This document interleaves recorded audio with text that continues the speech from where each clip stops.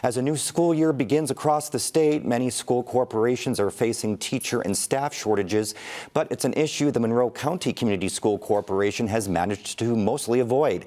Pat Bean has this story. The sound of lockers slamming and students' voices will soon fill the hallways as another school year begins next week. But schools across the state won't have as many teachers for those kids as they need. One look at the Indiana Department of Education's Job Bank website tells the story. There are more than 2,000 open teaching positions and more than 3,000 vacant staff positions. And that's just the schools that are reporting data. There have been a lot of people who would have been in the profession, maybe not even a teacher, maybe an aide, a para, a bus driver, a cook, or even just some of our volunteers. And they just decided either during the pandemic or after the pandemic, you know what, I'm just not going to do that anymore. Farmer is the president of the Monroe County Education Association, which represents more than 800 teachers. He says, unlike much of the state, MCCSC has just a handful of open positions, which is normal at this time of the year. Sometimes we'll have a few specialty positions that it may take into August, before we're able to fill everything. One thing working in MCCSC's favor has been the ability to increase teacher pay, thanks to referendums passed in 2010 and 2016 that generated nearly $17 million. The school system is asking voters to pass another referendum this fall that will raise $15 million and give teachers an additional $4,500 annually. Fall of 2015, our starting teacher salary at the bachelor's was $32,000. If the referendum passes this year, the starting salary, once we iron everything out, is going to be $50,000. We've done that in 7 years. That is incredible. But we've only been able to do that because of the support of our community.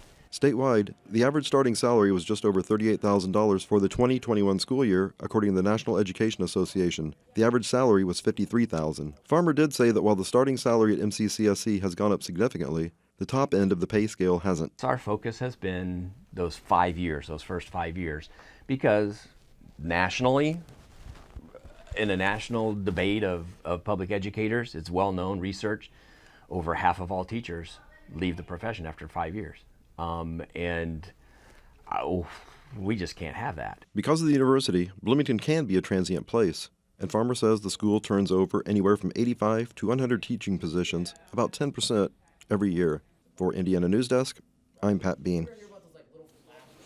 We're joined now by Jennifer McCormick, Indiana Superintendent of Public Education from 2017 to 2021. Jennifer, welcome to the show.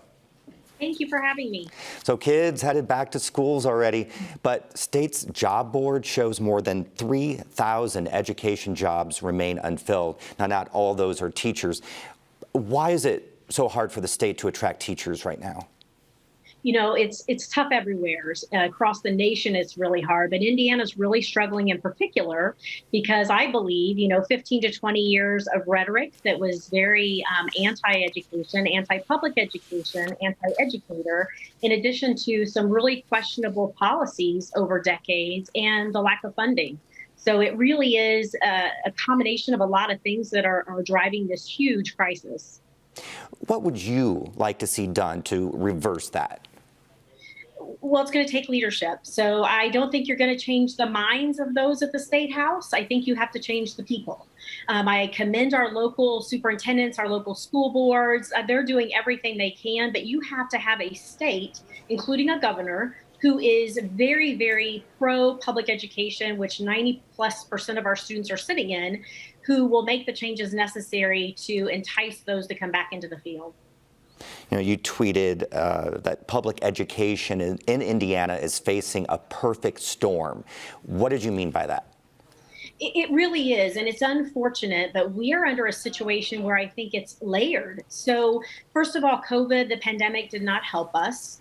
So we're staring at 3 to 5 years before students reach a level pre-pandemic of their academic success. And that is alarming. And everybody, the special session that's happening right now, none of that conversation is happening. And it should be up front and center. The other thing, too, is Indiana has gone to credentials for teachers, which means no degree.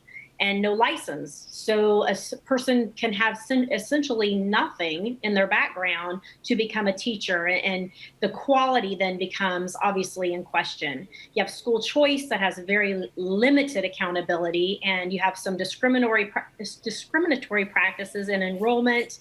You have a lot of fiscal waste happening. The accountability with the academic piece is questionable. And then on top of that, you have that supermajority piece with the leadership that doesn't seem to have an appetite to address any of it. So, I'm a mom. My child is through K-12, through higher ed, and off serving in the military. But I have to be honest, if I was in the situation where my child was K-12, I would be very concerned.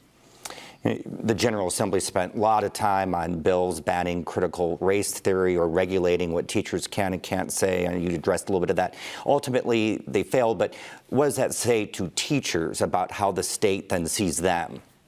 Yeah, it goes back to they're just making stuff up. I mean, it goes back to leadership again. K-12 in Indiana, we do not teach critical race theory.